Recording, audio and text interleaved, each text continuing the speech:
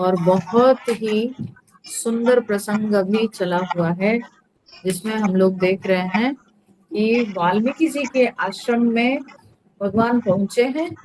और जब वाल्मीकि जी के आश्रम में भगवान पहुंचे हैं, एक भगवान जो है वाल्मीकि मुनि को सम्मान देते हुए उनसे पूछते हैं भगवान कि हे मुनिश्रेष्ठ, आप हमें जगह बता दीजिए कि जिस जगह पर हम एक पर्णकुटी बनाकर रह सकते हैं। आप हमारे लिए एक उचित ऐसी जगह बता दीजिए। तब वाल्मीकि जी उनको उत्तर देते हैं कि प्रभु, आपने तो बड़ी सुंदर प्रश्न हमारे सामने रख दिया है, पर मेरा प्रश्न ये है, मैं बड़े जो है मैंने सकुचा कर मैं पूछ रहा हूँ, मैं निवेदन करता हूँ प्रभु कि आप बताइए कि आप कहाँ नहीं हैं। ऐसा कौन सा स्थान कि जहां आप नहीं है, आप बता दीजिए, मैं वहीं बता दूं आपको, आप आके रह जाएंगे। ठीक है। अर्थात जब आप सर्वव्यापी हैं, जब आप सर्वत्र रहने वाले, जब आप सर्वगामी हैं, तो प्रभु मैं कैसे बताऊं आपको कि आप कहाँ रहेंगे, क्योंकि आप तो सर्वत्र हैं। तो कोई स्थान जहां पर आप नहीं रहे होते तो मैं कह पाता कि उस स्थान पे आप निवास कीजिए, लेकिन आप तो सर्वत्र हैं प्रभु। तो मैं कैसे कहूं, आपके सवाल का जवाब मैं कैसे दूं कि आप कहाँ रहेंगे। तो फिर भी मुस्कुराते हुए जो है, ये तो माधुर्य भाव में उन्होंने कहा। और उसके बाद भगवान के प्रश्न के उत्तर देते हुए वाल्मीकि जी बहुत ही सुंदर भावपूर्ण यहाँ पर जो है प्रसंग आया है। और बहुत सुंदर तरीके से वे जवाब देते हैं कि प्रभु, एक स्थान नहीं, मैं अब स्थान बता रहा हूं कि जहां आप रह सकते हैं।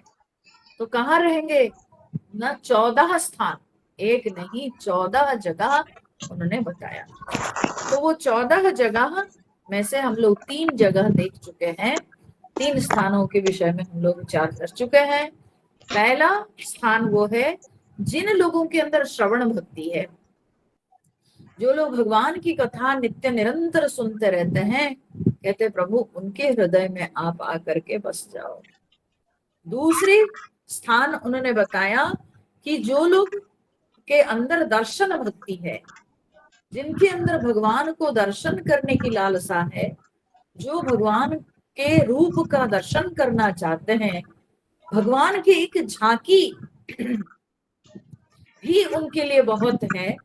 तो जो भगवान के वो सुंदर झांकी को देखना चाहते हैं, तो ऐसे जो लोगों के अंदर दर्शन भक्ति है, गोस्वामी जी लिखते हैं कि प्रभु उनके हृदय में आप निवास कीजिए। तीसरा है कि जिन लोगों के अंदर क्या है, जो भगवान के गुणगान करते हैं, कीर्तन भक्ति है। ठीक है।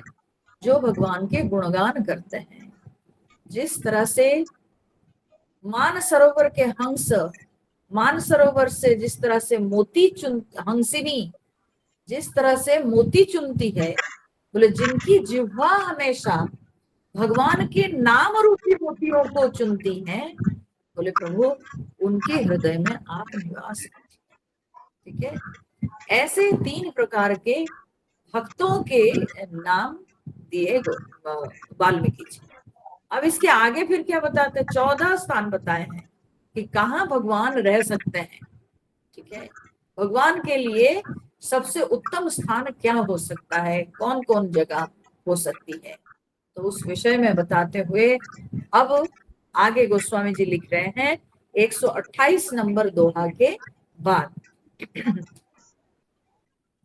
प्रभु प्रसाद सुचि सुभग सुबासा, सादर जासु लहई नितनासा, तुम्हि निवेदित भोजन करही, प्रभु प्रसाद पट भूषण धरही, सीसन वही सुर गुरु द्विज देखी, प्रीति सहित करि विनय विशेषी, करनित करहि राम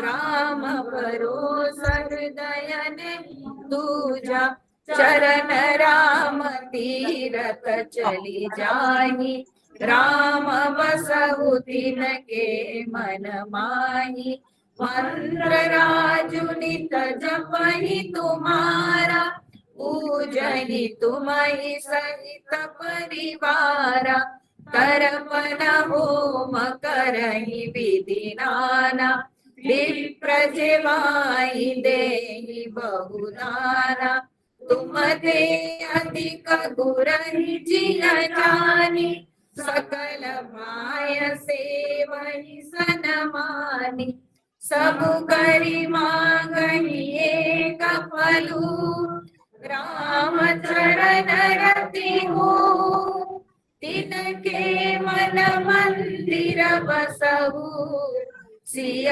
रघुनंदन दो। तो कहते हैं प्रभु प्रसाद सुचि सुभग सुबासा, सादर जासु लहई नित नासा।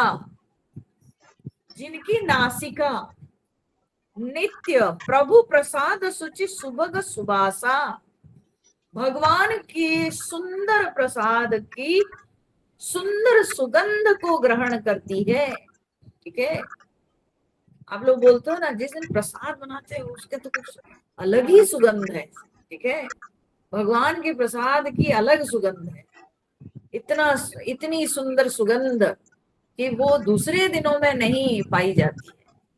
तो वैसे यहाँ पर गोस्वामी जी लिखते हैं कि वाल्मीकि जी भगवान राम जी से कहते हैं कि प्रभु जिनकी नासिका, जिनकी नाक हमेशा भगवान की प्रसाद की सुंदर सुगंध लेती है, और उस प्रसाद के अंतर्गत यूं सोच लीजिए कि भगवान के पुष्प, भगवान की तुलसी, भगवान के प्रसाद, सबसे दिव्य सुगंध आती है, भगवान के चंदन। ठीक है, तो ये जितनी प्रकार की वस्तुएं हैं जो भगवान को चढ़ाई जाती है, तो भगवान को चढ़ाए जाने से ये सब प्रसाद ही हो गए। भाई एक फूल भी मिल जाता है तो प्रसाद है, भगवान का प्रसाद है। एक तुलसी पत्ता मिल जाते वो प्रसाद है। तो इसलिए यहाँ प्रभु प्रसाद के माध्यम से असलियत में गोस्वामी तुलसीदास जी इन सारी चीजों को संकेत किए।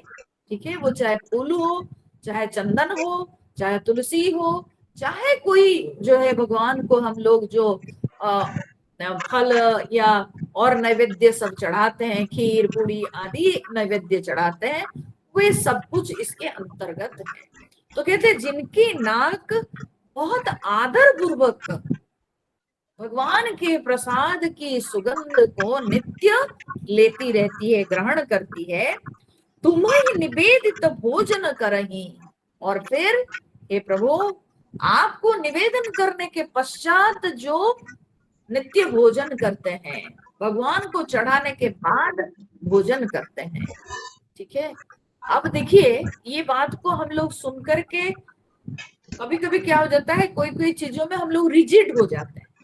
ठीक है, हम लोग भी सुन लेते हैं, सुन करके रिजिड हो जाते हैं, क्या बिना भगवान को चढ़ाए हम खाना नहीं खाएंगे। बड़ी अच्छी बात है, भगवान को चढ़ा करके प्रसाद आप ग्रहण कीजिए, लेकिन समय पर फिर चढ़ा दीजिए, समय पर भगवान की पूजा कर लीजिए।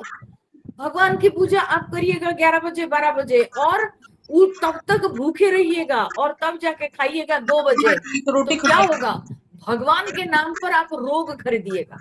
ठीक है ना, मुझे ये कहना जरूरी हो जाता है, क्योंकि मैं लोगों के घरों में देखती हूँ प्राय सब जो स्त्रियां हैं वो सबकी यही स्थिति है, वो घर के सारे काम काज कर लेगी, उसके बाद बोलेगी मैं जो है फिर नहा करके भगवान जी की पूजा करती हूँ। बड़ी जो करती है सोचती है कि वो जो है क्या तारीफ करने वाली बात है।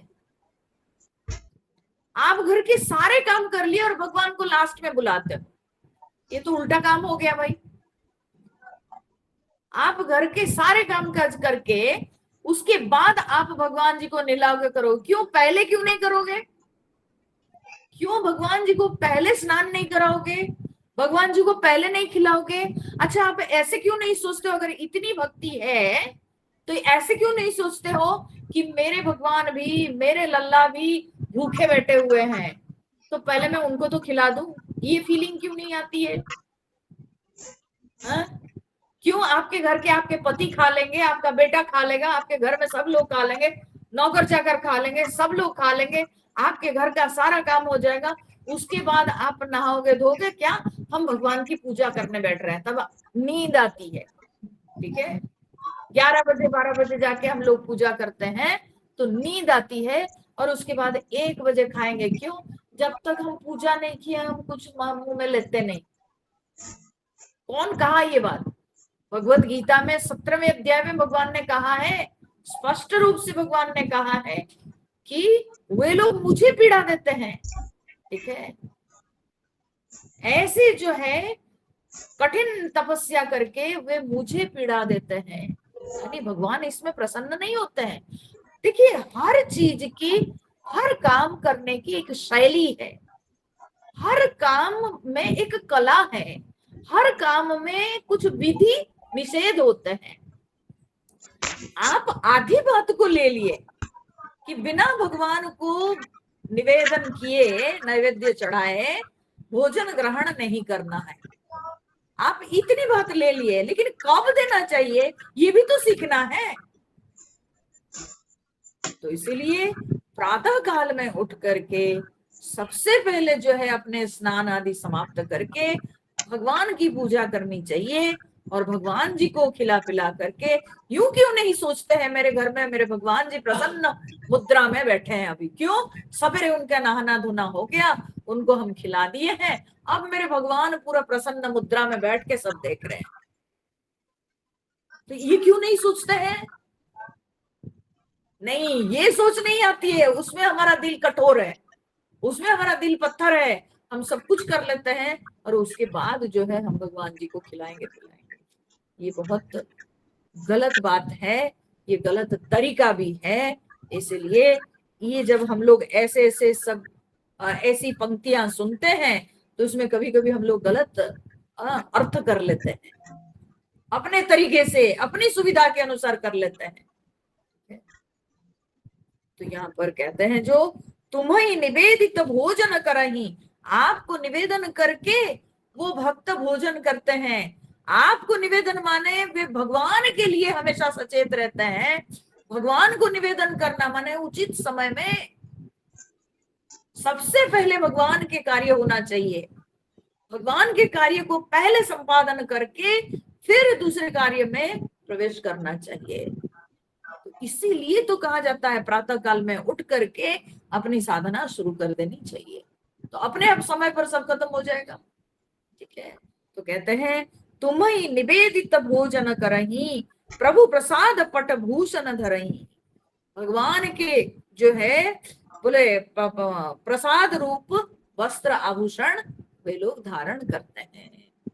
माने जो कुछ भी वे लोग, चाहे वे भोजन ग्रहण करते हैं, चाहे कपड़ा लता पहनते हैं, चाहे अपने शरीर को सजाते हैं, सब कुछ को वे भगवान के प्रसाद मानते हैं।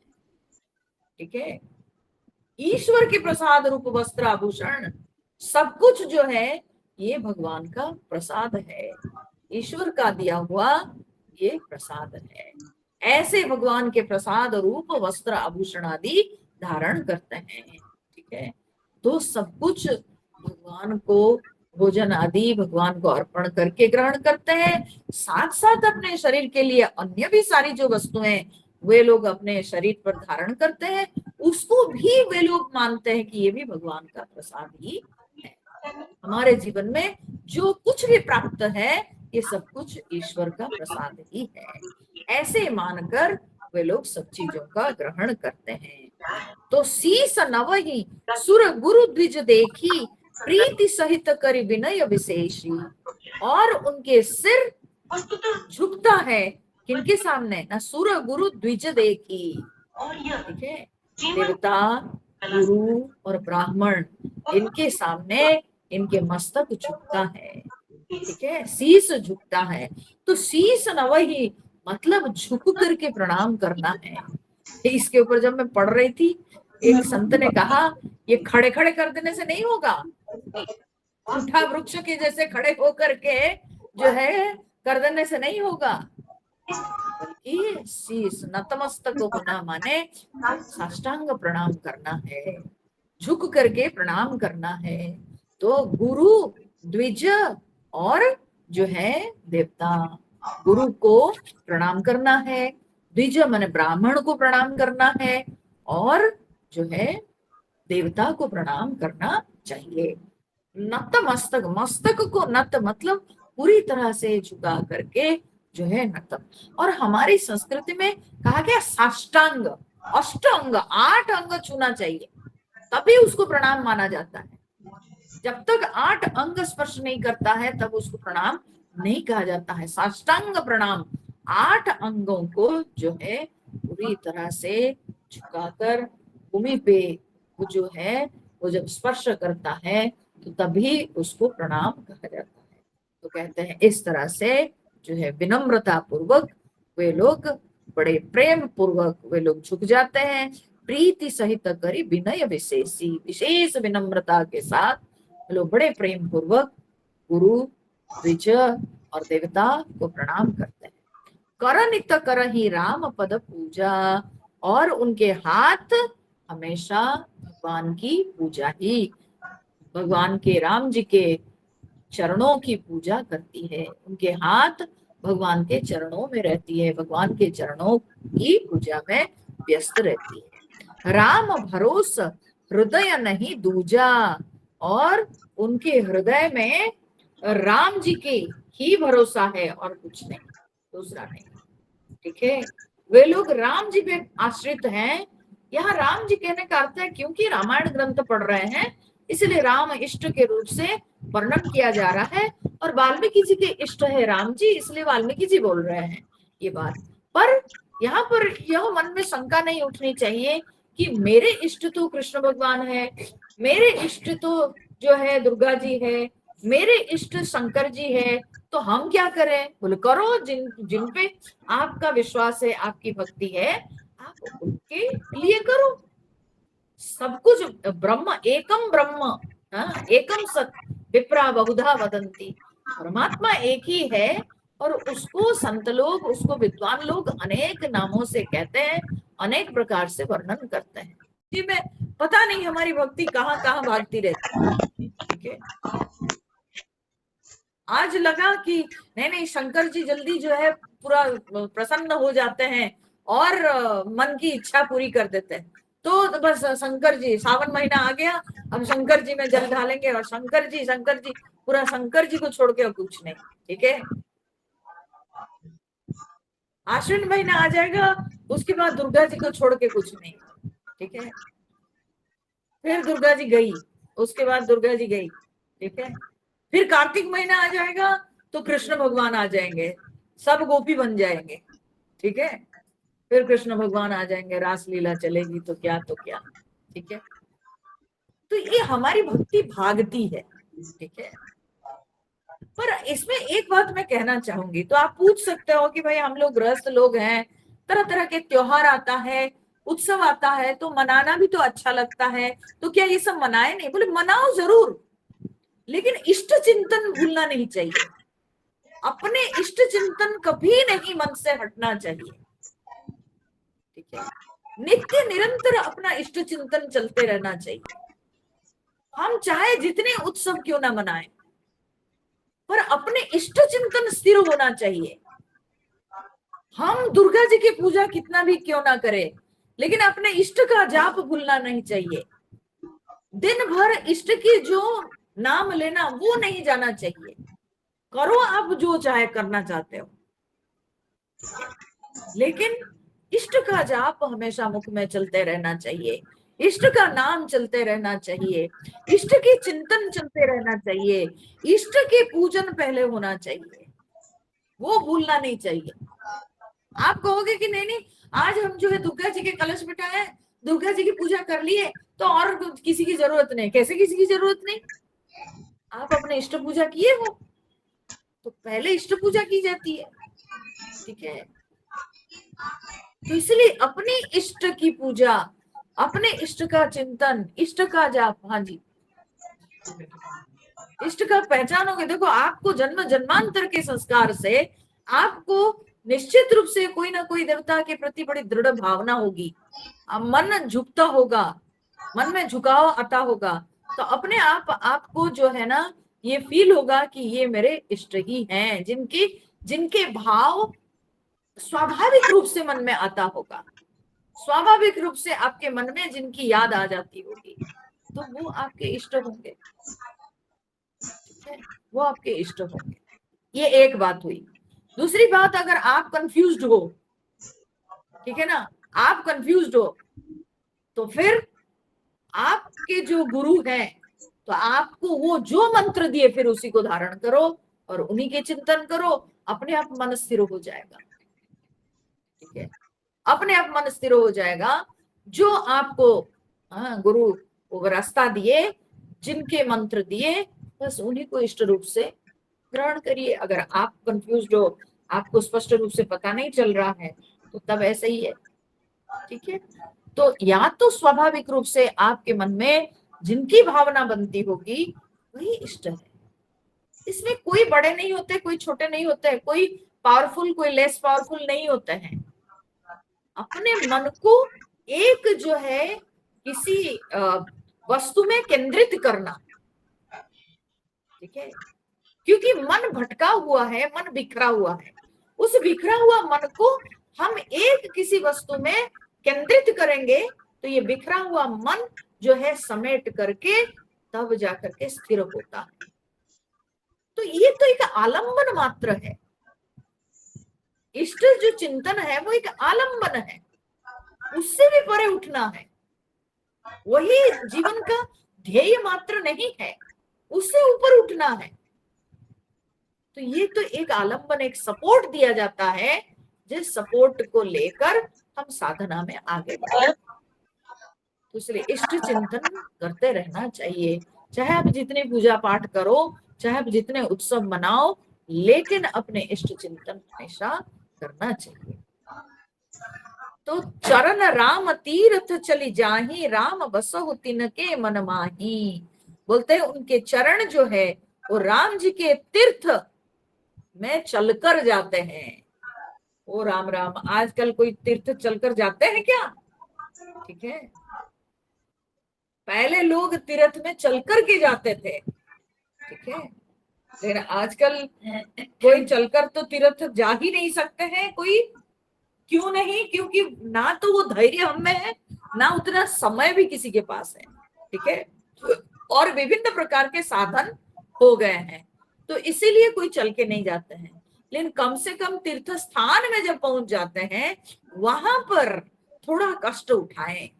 ठीक है, लोगों को तो 1 किलोमीटर चलने को पड़ता है तो बस उसके बाद खिन्न मना हो जाते हैं, कितना चलना पड़ता है, अरे फालतू है, बेकार है, ये है वो है, और दुनिया कंप्लेन शुरू कर देते हैं। थोड़ा धैर्य रखना चाहिए।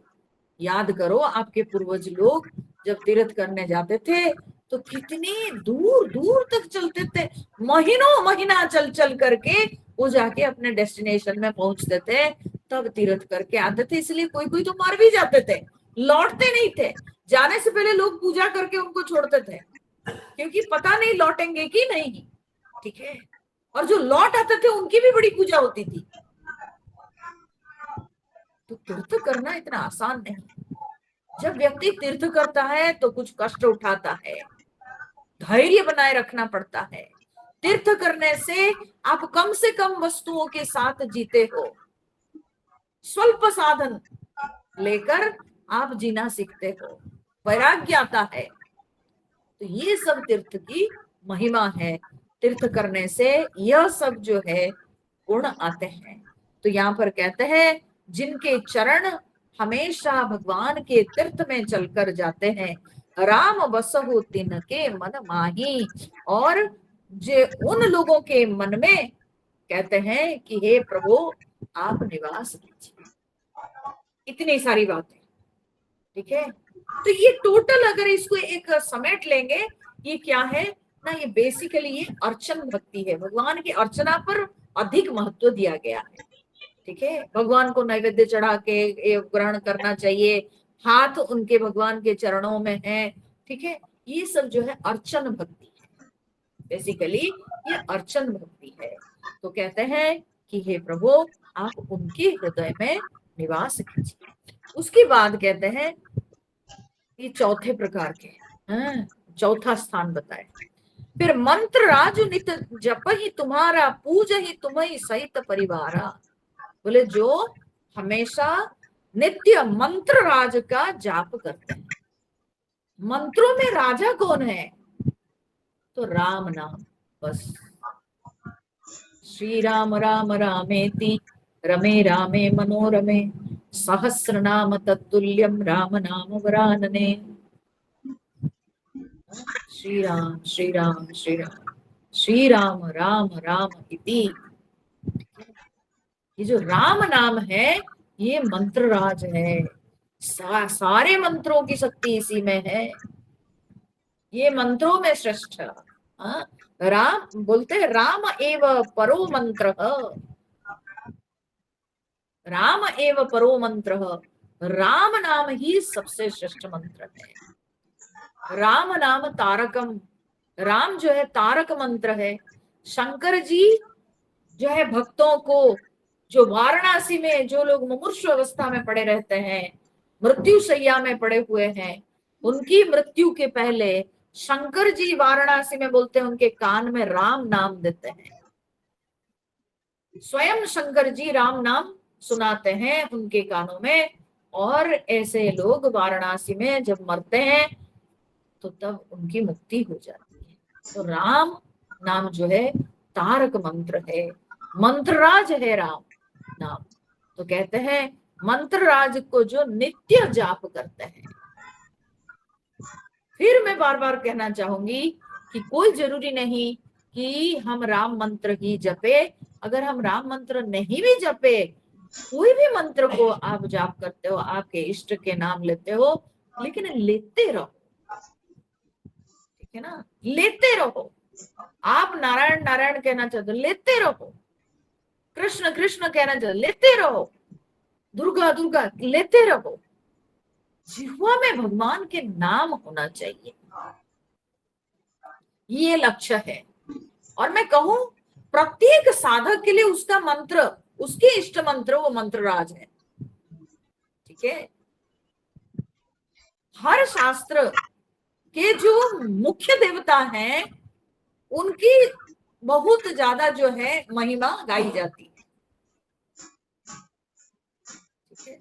आप विष्णु पुराण में जाओगे तो नारायण और विष्णु की महिमा गाई गई है। तब नारायण शब्द को, नारायण नाम को सबसे अधिक महत्व दिया गया है। आप भागवत में देखोगे तो कृष्ण नाम को महत्व दिया गया है, ठीक है। तो इसलिए ये तो हर देवता के नाम को महान कहा जाता है। प्रत्येक शास्त्र में, अलग अलग शास्त्र में अलग अलग देवता को महान कहा जाता है। तो अपने साधक अपनी साधना, अपने संस्कार के अनुसार उसको जो इष्ट रूप से प्राप्त हुए हैं, वो अपने इष्ट का नाम को नित्य निरंतर जाप करते रहना चाहिए, ठीक है। तो उसके लिए वो मंत्रराज है, वो चाहे जो भी नाम क्यों ना हो, चाहे वो विष्णु हो, चाहे वो नारायण हो, चाहे कृष्ण हो, जो हो, तो उसके लिए वही मंत्रराज। मंत्रराज नित्य जप ही तुम्हारा, पूज ही तुम्हें सहित परिवारा। देखो यहाँ एक बहुत बड़ी बात बोले हैं, बोले कि पूज ही तुम्हें सहित परिवारा। वे तुम्हारी पूजा करते हैं इस मंत्र के द्वारा, मंत्र जाप के द्वारा। जप यज्ञ की बात कही गई। तो जो भक्त लोग जप यज्ञ करते हैं और परिवार सहित, देखो एक व्यक्ति खुद के लिए साधना करना ये सरल बात है, आम बात है, ठीक है। लेकिन उसका यह एक बहुत बड़ा धर्म है, बहुत बड़ा दायित्व है कि वो अपने परिवार के सभी लोगों को यह संस्कार दे, यह रास्ता दिखाए कि वे भी इसमें शामिल होना चाहिए। किसमें? ना भगवान के चिंतन, भगवान के पूजन, भगवान के नाम का कीर्तन, गुणगान, इसमें परिवार के सभी लोग शामिल होना चाहिए। ये बहुत आवश्यक है ये सिखाना। सो सहित परिवारा। और ये तभी संभव होगा जब हम अपने घर के बच्चों को बैठाएंगे, जब बचपन से वे बैठेंगे, उनके अंदर भाव बनता है, उनके अंदर ये संस्कार बनता है, तो तब बड़े होकर भी वे लोग वही करेंगे जो बचपन से करते आए हैं। लेकिन अगर हम बचपन से उनको सिखाएंगे नहीं, बचपन से हम क्या है ना, उनको स्मार्ट कर रहे हैं, क्या बेटा, A for apple, B for ball, okay, तो यही वो सीखेगा। लेकिन कभी हम उसको भगवान का नाम सिखाए नहीं। माँ रसोई घर से रसोई करते हुए पूछ रहे, हाँ बेटा बोलो, ए फॉर क्या है, एप्पल, बी फॉर, ठीक है, तो वो जैसे से माँ के छाती फूल जाता है और माँ को लगता है, आहा मेरा बेटा कितना कुछ सीख गया है, बताओ, है ना।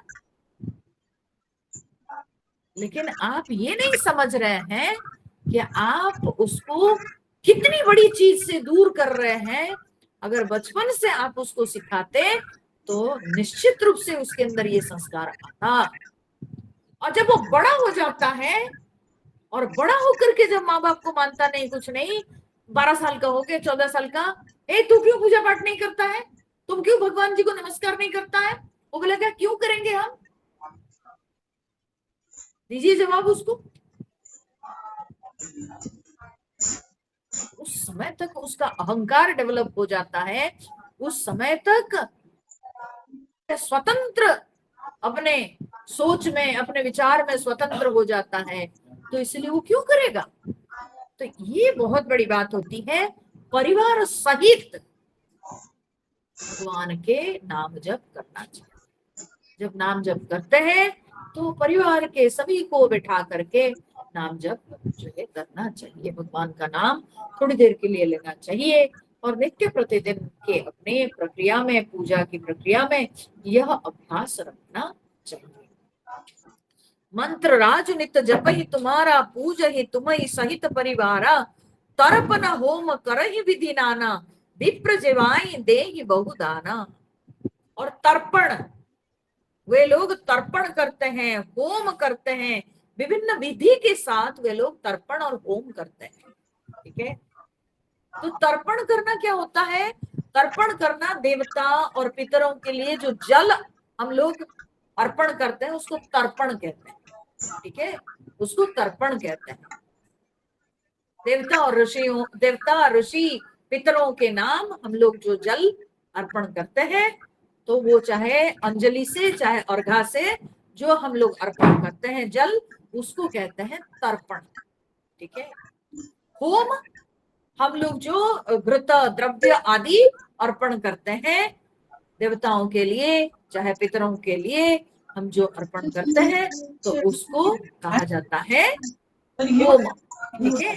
तो ये कहा जाता है, देखिए जो लोग, ये जो कहा गया है ना यहाँ पर, गोस्वामी जी जो लिख रहे हैं या वाल्मीकि जी ने जो कहा होगा, तो ये इसके पीछे एक रहस्य है। ये जो लोग जप यज्ञ करते हैं विधि पूर्वक, ठीक है, पुरुषचरण, एक पुरुषचरण करेंगे, ठीक है, एक पुरुषचरण में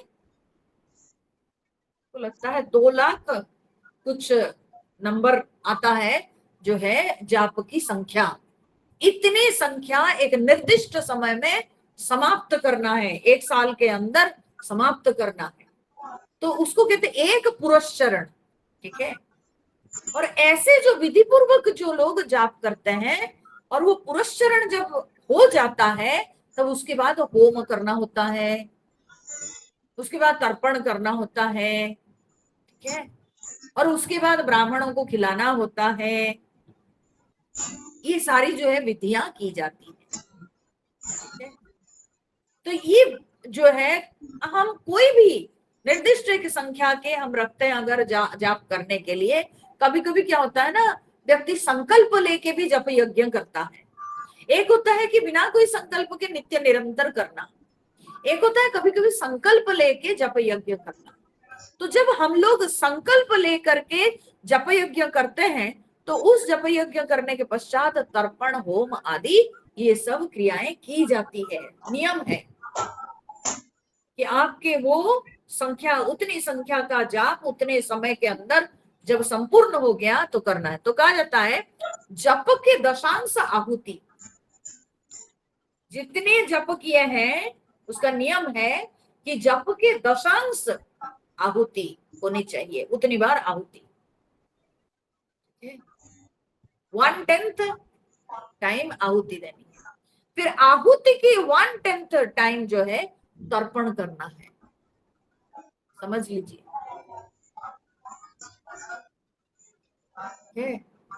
और फिर उसकी 1/10 जो है ब्राह्मणों को, उतने ब्राह्मणों को खिलाना। नियम ये है, विधि ये है कि जितने हम जाप किए हैं, हमारा जो संकल्प है उसका 1/10 आहुति, आहुति की 1/10 तर्पण, तर्पण के 1/10 नंबर ऑफ ब्राह्मण, ठीक है, उतने ब्राह्मण। तो ब्राह्मण जेवाई तो विप्र जेवाई देहि बहुदाना, और ब्राह्मणों को खिलाकर जो है बहुत दान जो लोग देते हैं। तुमते अधिक गुरु ही जिय जानी, और जो लोग आपसे भी अधिक अपने गुरु को मानते हैं, जो मंत्र दीक्षा दिए हैं जो गुरु, तो यहाँ पर वाल्मीकि जी कहते हैं प्रभु आपसे भी अधिक वे अपने गुरु को मानते हैं। बात सही है, क्योंकि गुरु ने ही भगवान तक पहुंचा देते हैं, गुरु ही भगवान के रास्ता दिखा देते हैं। तो इसीलिए एक साधक के जीवन में, एक शिष्य के जीवन में गुरु बड़ा महत्वपूर्ण स्थान लेते हैं। तो इसीलिए वाल्मीकि जी यहाँ पर कहते हैं कि प्रभु आपसे अधिक जो अपने गुरु को मानते हैं, सकल भाय से वही सन्मानी। तो कहते हैं ऐसे अब समझकर सब भाव से, सर्व भाव से सम्मान करके वे गुरु की पूजा करते हैं, सम्मान करते हैं। सबु करी मांग ही एक फलू राम चरण रति हो। बोलते हैं कि सबु करी मांग ही एक फलू, ये सब कुछ करके वे लोग एक फल मांगते हैं। गुरु पूजा करना, जाप करना, पूजा करना, सब करके फल क्या मांगते हैं? बोले एक ही फल मांगते हैं, राम चरण रति हो, भगवान के चरणों में मेरा प्रेम बना रहे, ठीक है, मेरा प्रेम हो, बस और कुछ नहीं चाहिए। निष्काम प्रेमी भक्त, ये सब होते हैं निष्काम प्रेमी भक्त, उनके अंदर और कोई कामना नहीं, बस भगवान के चरणों में प्रेम और कुछ नहीं मांगते हैं। तो तिनके मन मंदिर बसहु सिय रघुनंदन दो, कहते हैं प्रभु उन्हीं के मन में आप बैठिए, सीताराम जी आप दोनों जो है उन्हीं के हृदय में बस। तो कहते हैं लक्ष्मण जी कहाँ चले गए? यहाँ पर लक्ष्मण जी के नाम क्यों नहीं लिए? बोले जो गुरु की बात बोले ना, ये शेष नाग के अवतार है लक्ष्मण जी, ठीक है ना, और वही गुरु है, ठीक है ना, वही गुरु है। तो इसलिए ये शेष अवतार जो है वो गुरु के ही रूप है। तो इसलिए जब गुरु की बात बोले तो उसमें लक्ष्मण जी का भाव आ गया है, इसलिए कहते हैं सीताराम जी जो है और गुरु रूप में लक्ष्मण जी वे उनके हृदय में बसे हैं, ठीक है। फिर कहते हैं काम कोह मद मान न मोहा, लोभ न क्षोभ न राग न द्रोहा। बोले जिनके मन में ये सब कुछ नहीं, ये जितने सारे नकारात्मक गुण है, ठीक है, बोलते ना काम है, ना क्रोध है, ना मद है, ना मान है, ना मोह है, ना लोभ है, ना क्षोभ है, हाँ? और राग नहीं, दो द्वेष नहीं, जिनके कपट दंभ नहीं माया, जिनके अंदर ना दंभ है, ना कपट है, ना माया है, ये सब जितने सारे माया के रूप हैं, बोले ये कुछ नहीं जिनके अंदर, जिनका मन एकदम स्वच्छ है, एकदम निर्मल है, बिल्कुल जिनके मन क्रिस्टल क्लियर है, ऐसे शुद्ध मन वाले लोग यहाँ पर वाल्मीकि जी कहते हैं प्रभु तिनके हृदय बसहु रघुराया। हे प्रभु, आप उन्हीं के हृदय में बसिए। ठीक है, आप उन्हीं के हृदय में प्रभु बसिए, उन्हीं के हृदय में आप स्थान बनाइए। ठीक है, और हाँ, आपको स्थान आप ढूंढ रहे हो, यही सब आपके लिए उचित स्थान है, यही सब उत्तम स्थान है। सबके प्रिय, सबके हितकारी, दुख सुख सरिस प्रशंसागारी। बोलते हैं जो सबके प्रिय, सबके हित करने वाले, और जिनके लिए दुख सुख ये सब एक समान है। ये जितने हमारे जीवन में द्वंद्व आते हैं, जब सुख आता है तो हम लोग खूब नाचते गाते हैं, दुख आता है बड़े मायूस हो जाते हैं, उदास हो जाते हैं। लेकिन बोलते हैं जिन लोगों के लिए सुख दुख दोनों समान है, ठीक है, उनको कोई फर्क ही नहीं पड़ता है, क्या दुख, क्या पीड़ा, क्या कष्ट, क्योंकि उनका मन सदा रमा हुआ है भगवत चिंतन में। तो जिनका मन भगवत चिंतन में रमा हुआ है, उनके लिए सुख दुख के लिए समय कहाँ? वे ये सुख दुख विचार करने के लिए कहाँ समय रखे हैं? भगवान में रमे हुए हैं, उनको दुख पता भी नहीं चलता है, उनको दुख पता भी नहीं चलता है, सब कुछ भगवान को समर्पित है। वही जानेंगे क्या चाहिए क्या नहीं चाहिए। कितने भक्तों के बारे में आप नहीं पढ़े हैं, उनकी पत्नी लोग जो है उनको प्रेशराइज करते हैं, बोले जाओ जा करके, इतने बड़े भक्त कहलाते हो, इतने आप बोलते हो कि भगवान मेरे हाँ मित्र है, सुदामा जी, भक्त सुदामा। हाँ, कई भक्तों की कथा में ये आती है, ये बड़ी कॉमन कॉमन बात है।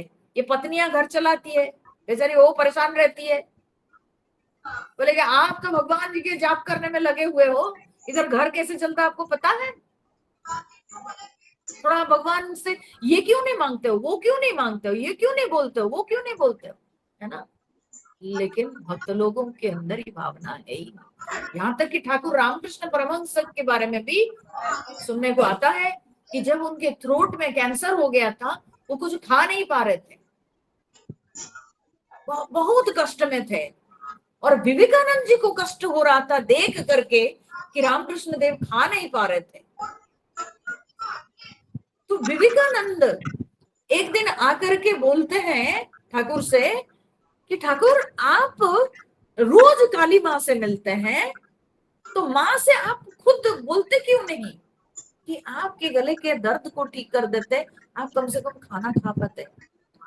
तो ठाकुर बड़े प्यार से बोलते, अच्छा ठीक है, आज मिलूंगा तो बताऊंगा। और जब ठाकुर अपनी पूजा, अपने जो है चिंतन ध्यान से लौटे, उसके बाद विवेकानंद इंतजार कर बैठे थे।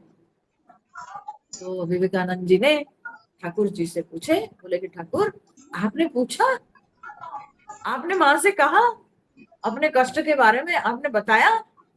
तब ठाकुर रामकृष्ण देव बड़ा सुंदर उत्तर दिए, बोले हाँ मैंने कहा। और माँ बोले माँ ने क्या कहा?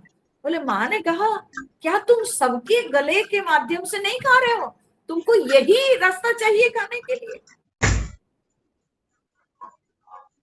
असलियत में वो कभी माँ से बोले नहीं होंगे, वो तो ज्ञान की बातें बोल दिए, वो तो गूढ़ बात विवेकानंद जी को सुना दिए।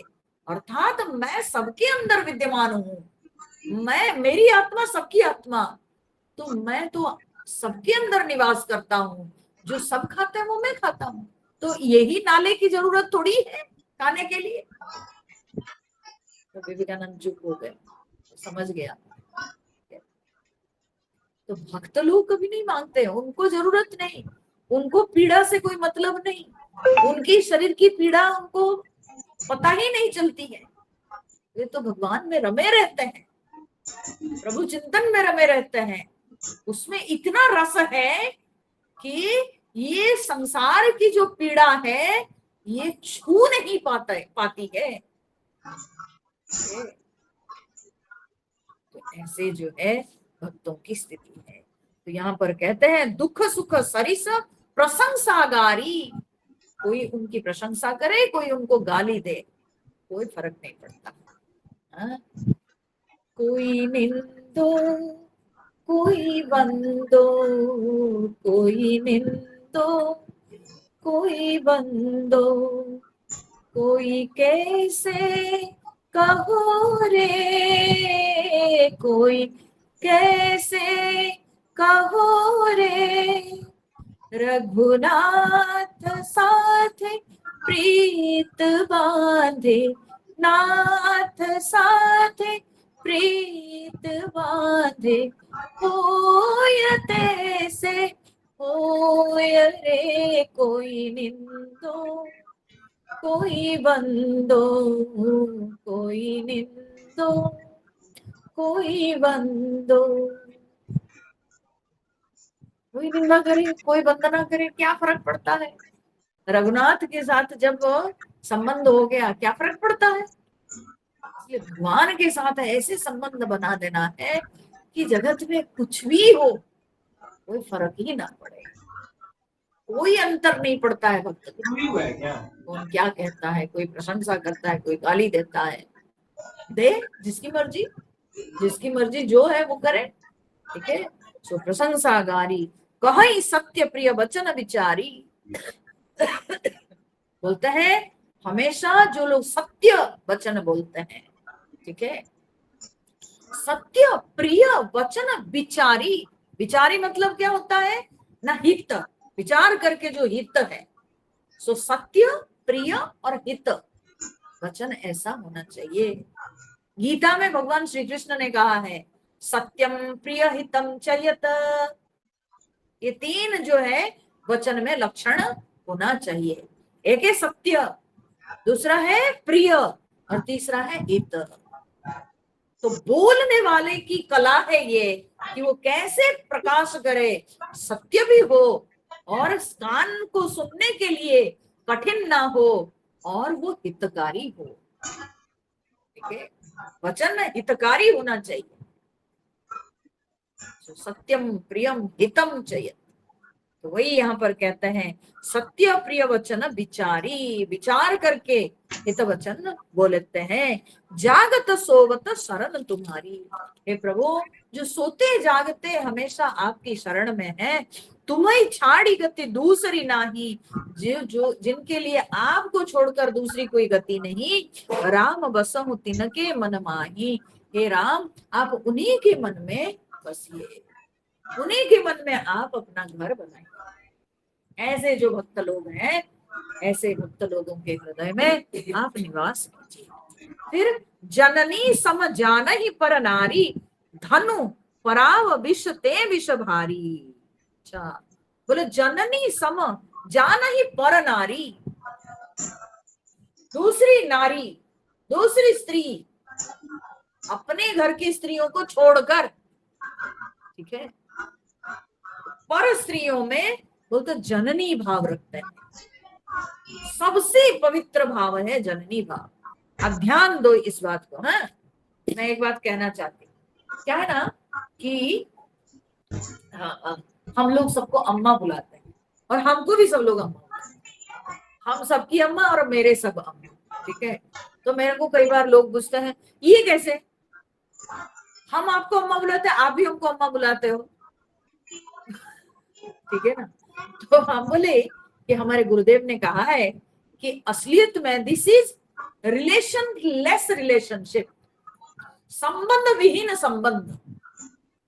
हम बंधे हुए थोड़ी है, हम भाव रख रहे हैं और सबके अंदर प्रत्येक स्त्री शक्ति स्वरूपा है, वो आप हो मैं हूं चाहे जो है, प्रत्येक स्त्री शक्ति स्वरूपा है, प्रत्येक स्त्री जगदम्बा रूपिणी है।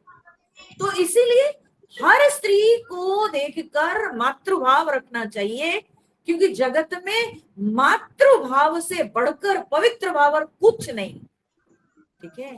इसलिए हमारी संस्कृति में प्रत्येक प्रांत में भारत में जो है यही भाव से पहले जमाने में लोग संबोधन करते थे दूसरी स्त्रियों को चाहे दूसरी लड़कियों को, यही भाव से संबोधन करते थे। कहीं अम्बा कहते हैं, गुजरात में अम्बा कहते हैं, ठीक है, कहीं अम्बा कहेंगे, कहीं अम्मा कहेंगे, कहीं माँ कहेंगे, कहीं मैया कहेंगे, लेकिन कहते तो है लड़कियों को यही नाम से। लोग कभी कभी अरे इतनी छोटी है उसको अम्मा बुलाना चाहिए क्या? बोले यही बुलाना है, यही भाव रखना है। ठीक है, बिहार में गांव के लोग मैया कहते हैं, उसके पीछे यही रहस्य है, क्योंकि स्त्री रूप है तो उसको माता के रूप से ही देखना है, माँ रूप से संबोधन करना है, मातृभाव रखना है, क्योंकि प्रत्येक स्त्री जो है शक्ति स्वरूपिणी है, प्रत्येक स्त्री के अंदर जगदम्बा है, तो इसीलिए यही भाव रखना है। मुझे बहुत बार लोग पूछते हैं हम भी आपको अम्मा कहेंगे, आप भी हमको अम्मा कहेंगे। मैं बोले आप भी दुर्गा हो, मैं भी दुर्गा हूँ, ठीक है ना? तो इसीलिए सब अम्मा है।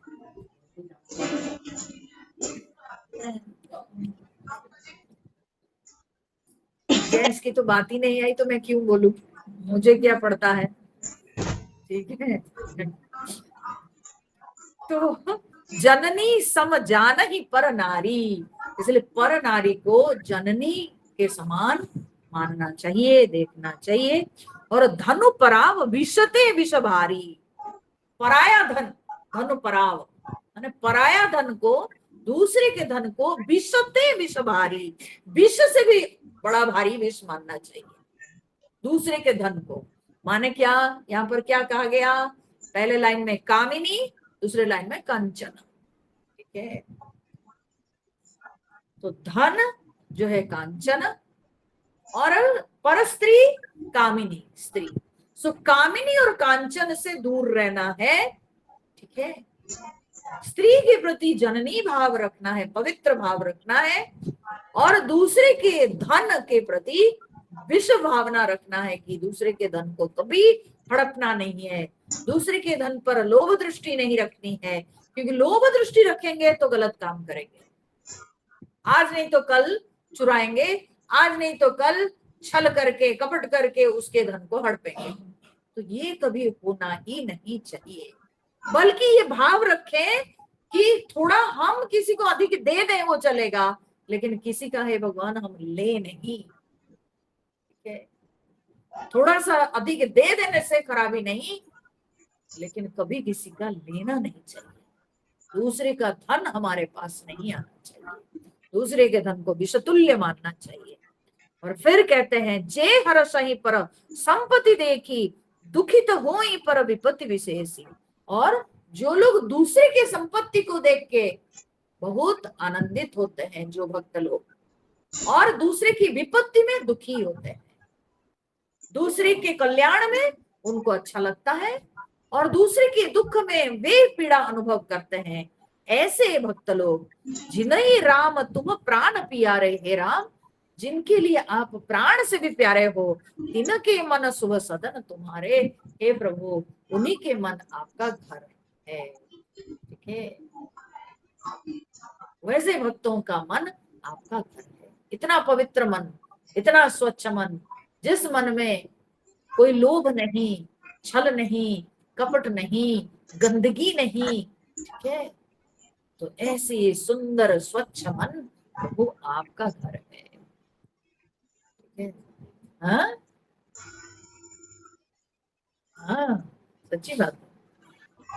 सो स्वामी सखा पितु मातु गुर जिनके सब तुम तात, बोलते हैं हे तात, हे प्रभु आप जिनके स्वामी हो, सखा हो, गुरु हो, माता हो, पिता हो, सब कुछ हो, माने सारे संबंध आप हो, आप में वे सब पाते हैं, ठीक है। कोई कोई मेरे को आके बोलते हैं हमारा तो कोई गुरु नहीं, बोले कौन कहा, नहीं मेरे को कोई गुरु नहीं मिले। मेरे भगवान जी सबके गुरु है, भगवान जी सबके गुरु है, भगवान प्रसन्न हो जाएंगे तो हृदय में अपने आप ज्ञान की अनुभूति होगी। तो जब तक आपको लगता है कि आपको कोई शरीर में कोई गुरु प्राप्त नहीं हुए, भगवान को गुरु मानो, ठीक है। इसलिए भगवान में सब कुछ, सारे संबंध भगवान के साथ, भगवान है गुरु, भगवान है माता, भगवान है पिता, भगवान है सखा, भगवान से बढ़कर सच्चा संबंध और कोई नहीं। इसलिए भगवान को कहा जाता है सुहृत। ठीक है, सुहृत माने क्या है? सुंदर हृदय वाले, जो कभी बदलते नहीं। ठीक है, दुनिया के और सारे संबंध जो है बदल जाता है। लोगों को सुख जब तक मिलेगा आपसे तब तक संबंध बनाएंगे, जिस दिन सुख नहीं मिलेगा उस दिन छोड़ के चल देंगे। ठीक है, ये संसारी मनुष्यों को विश्वास नहीं कर सकते हो, लेकिन भगवान कभी छोड़ के नहीं जाते हैं। एक बार संबंध बन गया तो कभी छोड़ेंगे नहीं, और कभी भगवान पहले भी छोड़े नहीं। ये केवल हम रिकॉग्नाइज करें कि भगवान मुझे कभी छोड़े नहीं थे, कभी छोड़ेंगे नहीं, इसलिए मेरा भगवान के साथ सच्चा संबंध है। ये संबंध कभी टूटने वाला नहीं है। ये भाव दृढ़ हो जाए तो जानो कि सब हो गया जिंदगी। ठीक है, सो सच्चा संबंध भगवान के साथ जिनके हैं, मन मंदिर तिनके बसहु सीय सहित दो भ्रात। तो उन्हीं के मन मंदिर में है प्रभु, आप जो है अपने भाई, अपने पति पत्नी सीता जी के साथ आप उन्हीं के मन मंदिर में निवास कीजिए। ठीक है, फिर कहते हैं अवगुण तजी सबके गुण गहही।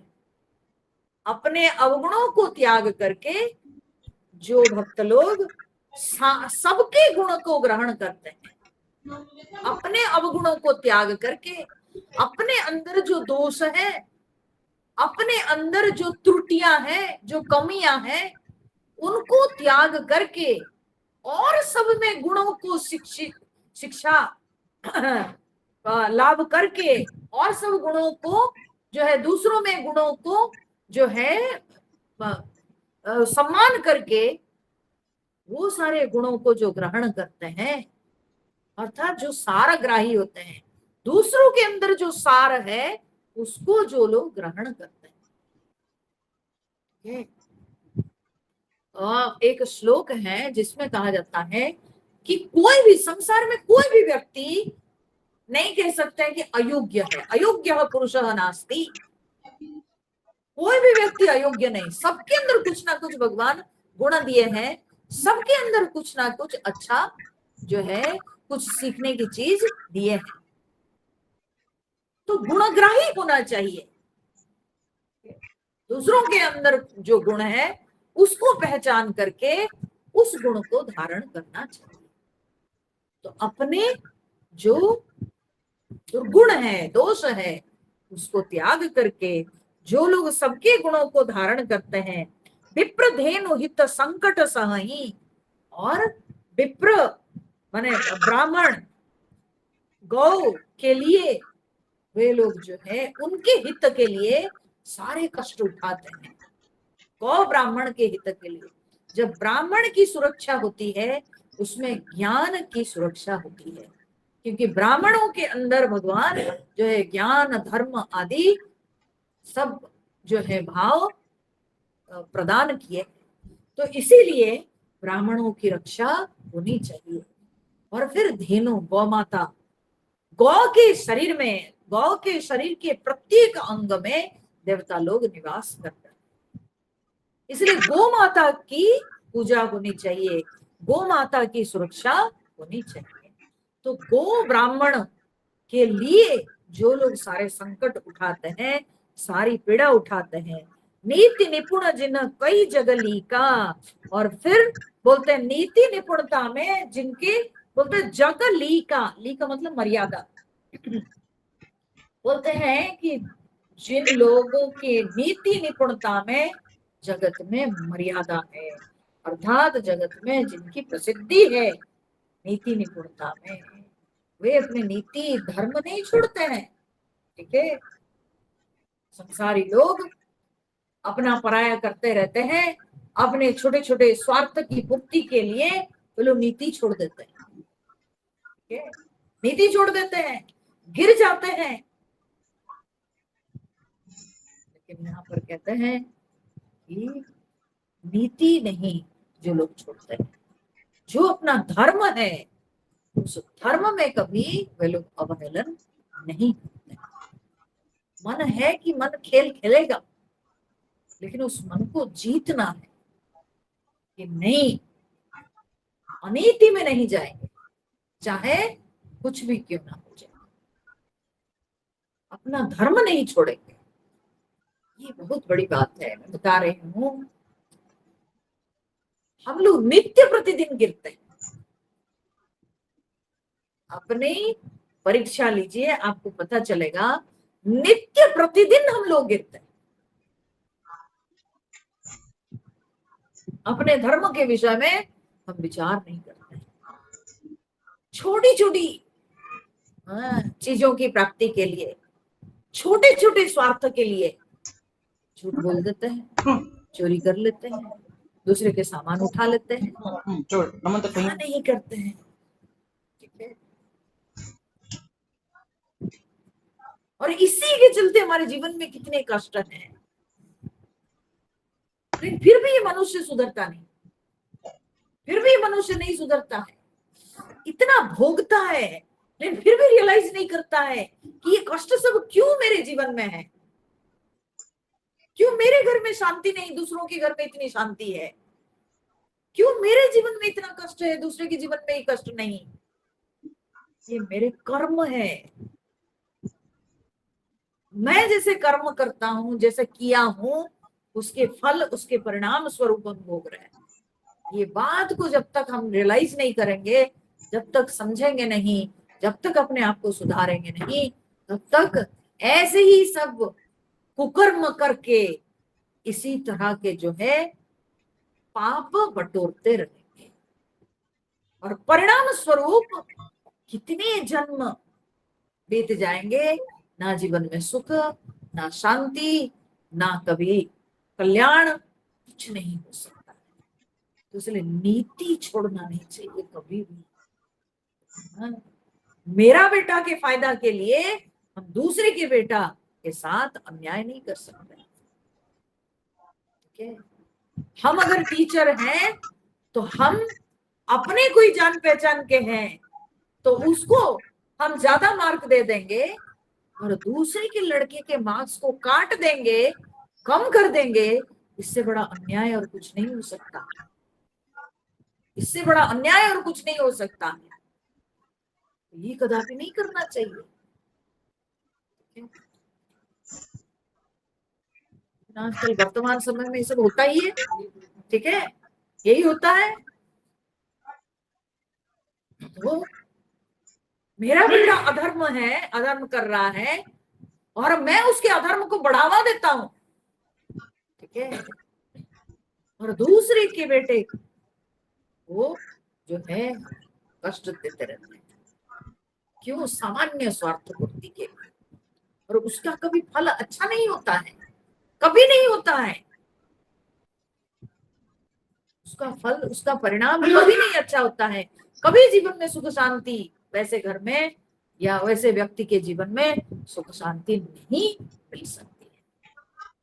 भगवान के सामने जब खड़े होते हैं, प्रार्थना करिए कि प्रभु मुझसे कभी ऐसे काम ना हो जाए। ठीक है, मैं अपने धर्म को ना छोड़ूं, मैं अपनी नीति को ना छोड़ूं। तो नीति निपुणता में वे लोग जो है जगत में मर्यादा है।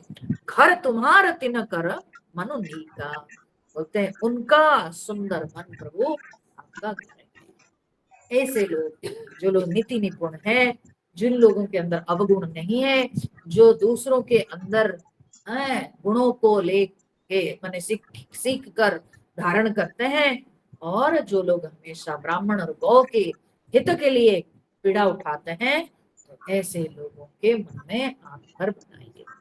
गुण तुम्हार समुझई निज दोषा, जय सब भांति तुम्हारा भरोसा। बोलते हैं जो गुणों को आपका और दोषों को अपना, ना जब उनके जीवन में कुछ अच्छा होता है, गुण कहने का मतलब है कुछ अच्छा होता है, वो कहते प्रभु ये आपके दिया हुआ, ये आपकी कृपा, ये आपका प्रसाद। ठीक है, और दोष जब उनके जीवन में दिखता है तो कहते प्रभु ये मेरा दोष है, ये मेरी गलती है, ये मेरा कर्म है, मेरी सोच में गड़बड़ी है। ऐसे भाव होना चाहिए। इतने जो है मन के अंदर स्पष्टता होनी चाहिए। जो भक्त होते हैं उनके जीवन में जब कुछ अच्छा आता है वो भगवान को धन्यवाद देते हैं कि प्रभु आपको बहुत धन्यवाद, आपने कितनी कृपा की है।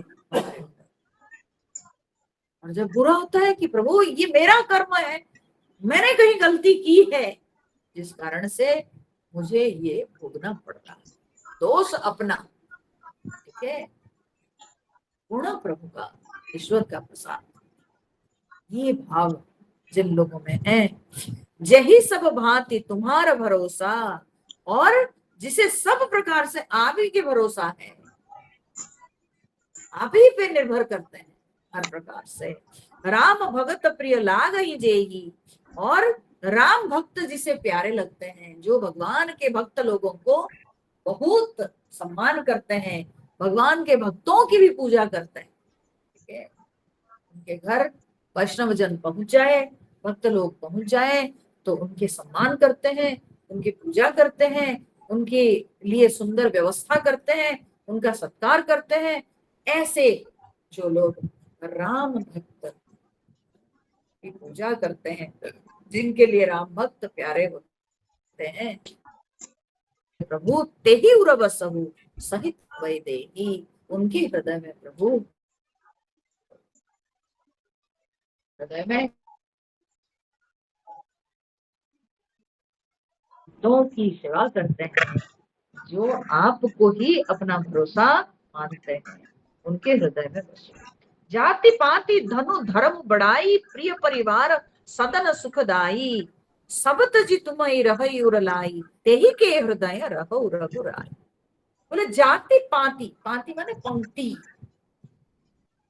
पाति माने पंक्ति, पंक्ति शब्द संस्कृत में पंक्ति शब्द जो है वो अपभ्रंश के पाति, पंक्ति क्या होता है ना, अपने जो जात बिरादरी वाले जो एक पंक्ति में बैठ सकते हैं, भाई मेरे संग बैठ सकते हैं, तो मेरे गोत्र वाले, मेरे गोतिया के लोग, मेरे बिरादरी के लोग, वही हमारे साथ बैठ सकते हैं। सो जात बिरादरी, ठीक है, जाति पाति, समझ गए, तो अपने जात बिरादरी वाले। और धनु धर्म बढ़ाई, धन धर्म बड़ाई मतलब पद का गर्व होता है ना, गर्व।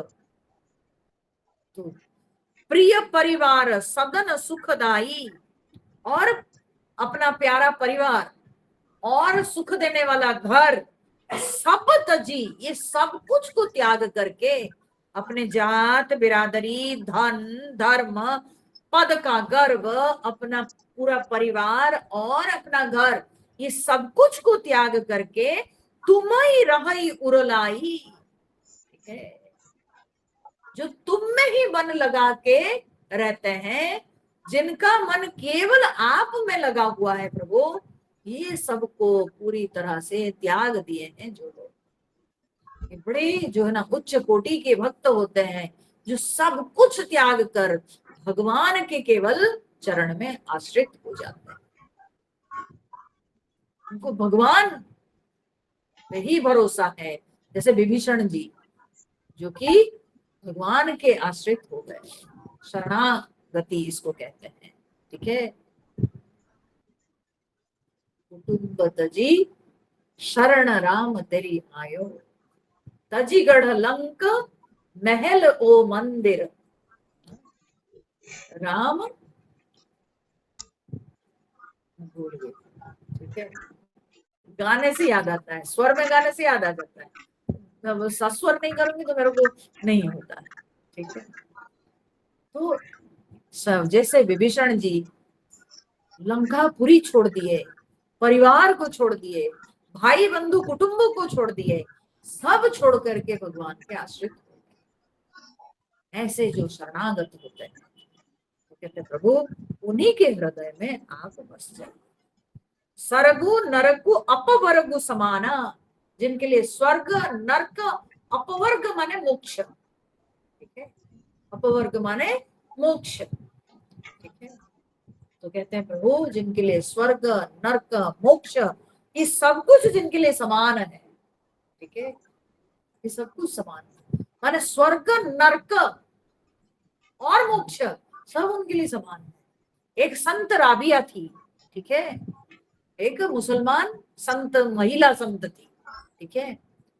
तो उनसे एक बार पूछा गया, बोले कि आप इतने जो है अल्लाह को याद करती है, तो क्या आप स्वर्ग पाना चाहती है? ठीक है। तो उन्होंने कहा कि अगर स्वर्ग पाने के लिए मैं अल्लाह को याद करती हूंगी, तो भगवान मुझे हमेशा के लिए नर्क दे दे।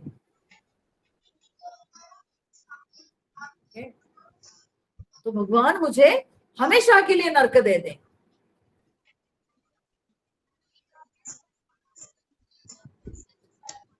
और बोले कि अच्छा, किसी ने पूछा क्या आप नर्क से मुक्त होने के लिए अल्लाह से प्रार्थना करती है? तो बोले अगर नर्क से मुक्त होने के लिए हम अल्लाह से प्रार्थना, भगवान मुझे स्वर्ग कभी ना दे।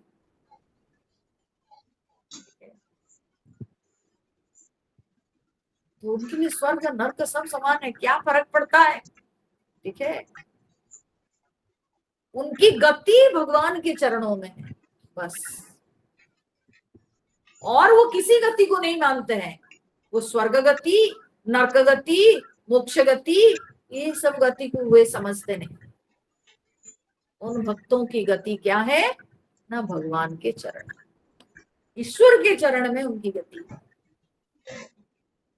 और उनकी कुछ नहीं।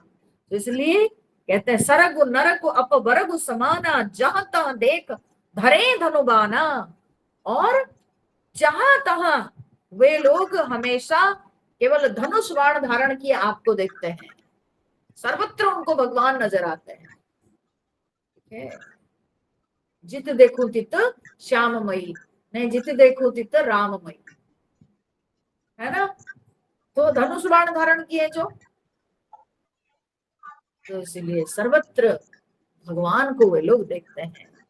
कर्म वचन मन राउर चेरा, हे प्रभु वे लोग वचन से, कर्म से, मन से आपके दास है, आपके चेला है, माने आपका दास है, आपका सेवक है। राम करहु तेहि के उर डेरा, हे प्रभु आप उन्हीं के हृदय में अपना निवास बनाइए। जाहि न चाहिए कबहु कछु, तुम सन सहज सनेहु, बसो निरंतरता सुमन, सो राउर निज गेहु। बोले जिसको कभी कुछ भी नहीं चाहिए, तुम सन सहज स्नेह, बस जिनको आपके साथ स्वाभाविक प्रेम है, सहज प्रेम है, जिनको और कुछ नहीं चाहिए, आपके संग जिनका सहज प्रेम है, बसहु निरंतर तासुमन, सो राउर निज गेहु। बोलते प्रभु उन्हीं के हृदय में आप निरंतर निवास कीजिए, वही आपका स्थान हो, आपका घर हो। ठीक है। कहते हैं यही विधि मुनिवर भवन दिखाए, वचन स प्रेम राम मन भाए। इस तरह से जब वाल्मीकि मुनि भगवान को घर दिखाए, एक दो फ्लैट नहीं 14 फ्लैट दिखा दिए। ठीक है। भगवान के मन को भा गया, अच्छा ये तो बढ़िया फ्लैट सब आप दिखाए भाई, हाँ हम तो सोचे ही नहीं थे।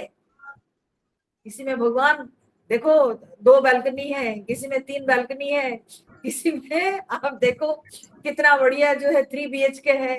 तो सब अलग अलग तरह से जो है उन्होंने फ्लैट सब दिखा दिए। तब तो भगवान के मन को ये बात भा गई, उनके जो प्रेममय वचन वाल्मीकि जी का, वो सुन करके भगवान को बहुत अच्छा लगा।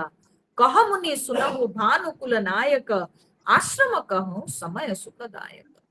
फिर मुनि ने कहा कि प्रभु मैं बताता हूँ आपको, आपकी जगह मैं बताता हूँ, जब आप पूछे हैं इतना टेढ़ा करके थोड़ी जवाब देना है।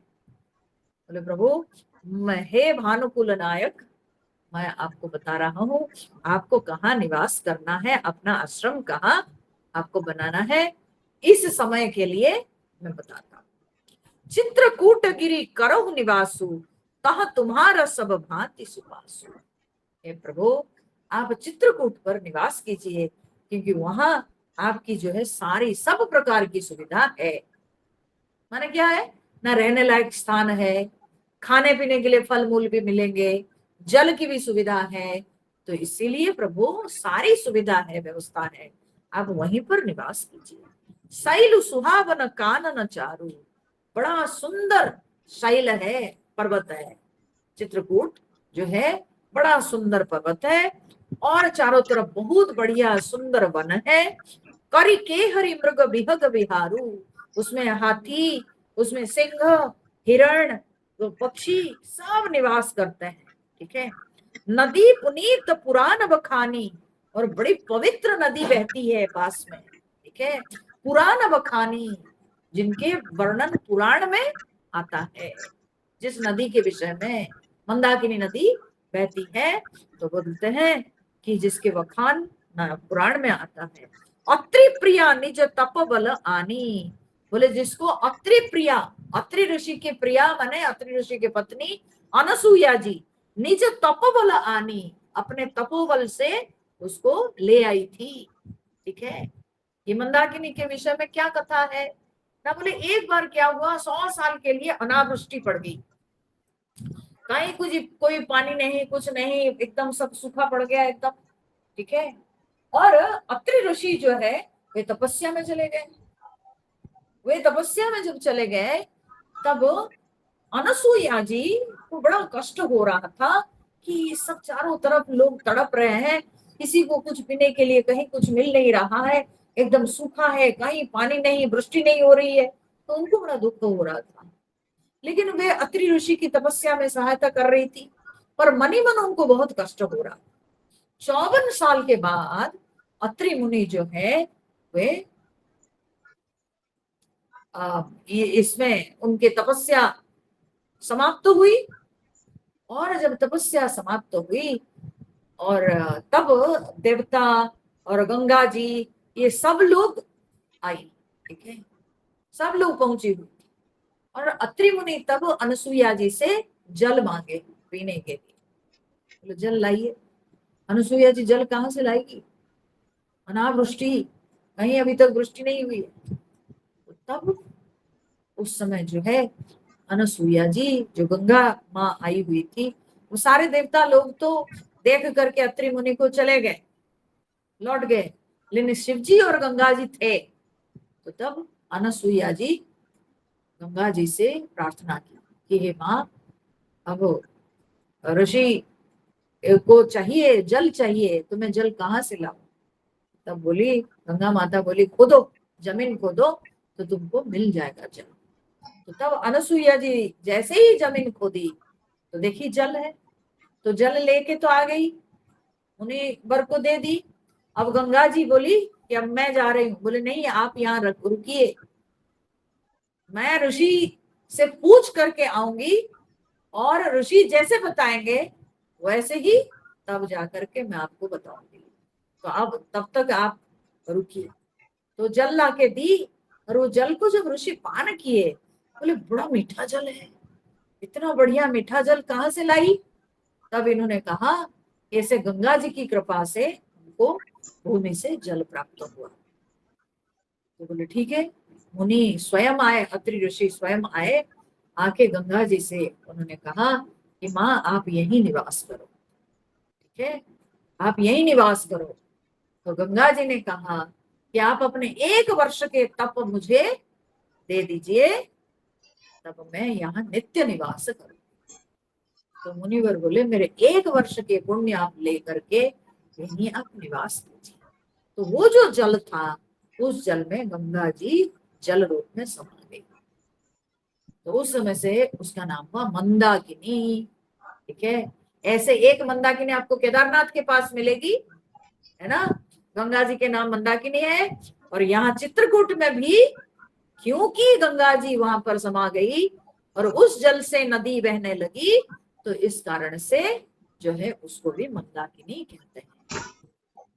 हाँ, गुप्त गंगा भी कहते हैं। मैं भूल गई, मेरे याद नहीं। तो वो जो है उसको भी मंदाकिनी कहते हैं।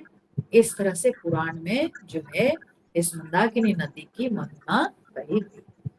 तभी उन्होंने कहा, वाल्मीकि जी ने कहा कि ये पवित्र नदी है, इसकी महिमा पुराण में बखान किया गया है। अनसुईया जी अपने बल से उनको, तपोबल से उनको प्राप्त की थी, और सुरसरी धार नाव मंदाकिनी, ये सुरसरी गंगा जी के ही ये धारा है और उनके नाम मंदाकिनी है। जो सब पातक पोतक डाकिनी, सारे पातक सारे पाप रूपी बालकों के लिए, पोतक माने बालक शिशु, पोतक कहा जाता है गर्भस्थ शिशु को, गर्भस्थ शिशु को पोतक कहा जाता है। ठीक है, तो बोलते हैं जो पाप रूपी शिशु है, गर्भस्थ शिशु के लिए ये मंदाकिनी नदी जो है ये डाइन के समान है। डाकिनी माने क्या बोलते हैं, डाइन के समान है, माने पाप रूपी बालकों को नाश कर देती है। ठीक है, जैसे डाइन की नजर पड़ता है गर्भस्थ शिशु भी मर जाते हैं, तो ऐसे बोलते हैं मंदाकिनी नदी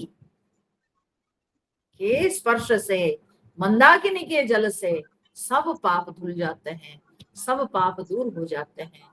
तो इसलिए पाप रूपी शिशु के लिए मंदाकिनी नदी जो है डाइन के समान है, वहां पाप नहीं रहेंगे। तो अत्रि आदि मुनि बर बहु वसही, और वहां पर अत्रि आदि बहुत सारे मुनि ऋषि लोग निवास करते हैं। और करही जोग जप तप तन कसही, शरीर को कसाकर वे लोग जो है जप तप करते हैं। वहां पर चलहु सफल श्रम सब कर करहु, बोलते प्रभु चलिए वहां चलिए और सबके श्रम को आप सफल कर दीजिए। जितने मुनि ऋषि लोग सब तपस्या कर रहे हैं उनको दर्शन देकर वहां निवास करके सबके श्रम को, सबकी तपस्या को आप सफल कर दीजिए। और बोलते हैं कि राम देहु गौरव गिरिवर, गिरिवर कामदगिरी, चित्रकूट में जो कामदगिरी है, तो बोलते हैं उसको आप गौरव प्रदान कीजिए प्रभु वहां निवास करके। कामदगिरी में भगवान थे ना, तो इसलिए बोलते हैं प्रभु आप वहां निवास करके गिरिवर को ये गौरव प्रदान कीजिए। चित्रकूट महिमा अमित कही महामुनि गाई, आई नहाए सरित बर सिय समेत दो। ऐसे वाल्मीकि जी महिमा कहते हुए उनको चित्रकूट तक लेके गए और भगवान वहां पहुंच करके सबसे पहले मंदाकिनी जी में स्नान किए। और सीता जी, लक्ष्मण जी, राम जी वहां पर स्नान किए। स्नान करने के पश्चात कैसे वहां पर पर्णकुटी बनाएंगे, कौन उनके पर्णकुटी बनाएंगे, हाँ, तो ये सब हम लोग फिर कल नहीं, फिर आगे के सत्संग में देखेंगे। मंगलवार के सत्संग में हम लोग श्रवण। अच्छा, आप सबसे निवेदन है कि मैं रविवार के सत्संग नहीं कर पाऊंगी। अब रविवार के बदले हम सोमवार और मंगलवार ये 2 दिन सत्संग लेंगे। रविवार को मुझे बड़ा भारी पड़ जाता है, अन्य दिनों में तो स्कूल रहता है, स्कूल में व्यस्त रहती हूँ, फिर दुनिया भर के कहीं कहीं सत्संग ये वो रहता है। और एक दिन संडे में भी दुनिया भर के बच्चों के क्लास, तो बड़ों के क्लास ये सब रहता है, लोग आते जाते रहते हैं। एक दिन संडे रहता है, लोग आते हैं मेरे को मिलने के लिए, तो मुझे संडे निकलना मुश्किल हो जाता है। हर संडे मेरे लिए चैलेंज होता है जब मेरे को रामायण क्लास के लिए आना पड़ता है। तो इसलिए मैं संडे के क्लास को चेंज करके अभी मंडे ट्यूसडे करूंगी। ठीक है, सोमवार मंगलवार हम लोग सत्संग करेंगे। ठीक है, हरिओम नारायण। अभी तो फिलहाल मंगलवार के दिन मिलेंगे।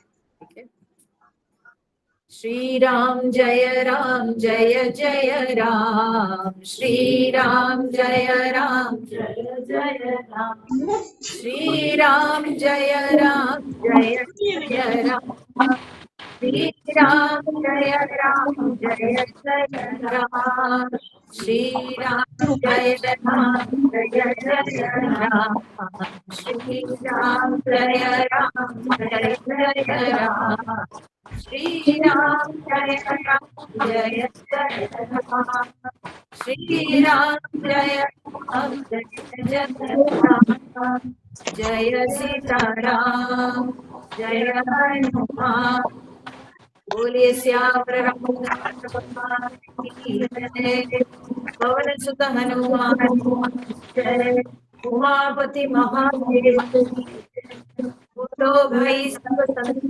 की जय।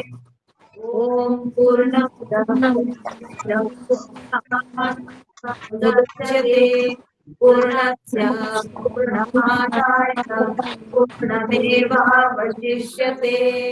ओम शांति शांति शांति। हरि ओम। श्री गुरुभ्यो नमः। हरि ओम। हरि ओम मोहम्मद जी। हरि ओम सभी को। हरि ओम। हरि हरि ओम मामा। हरि ओम। हरि ओम। हरि ओम।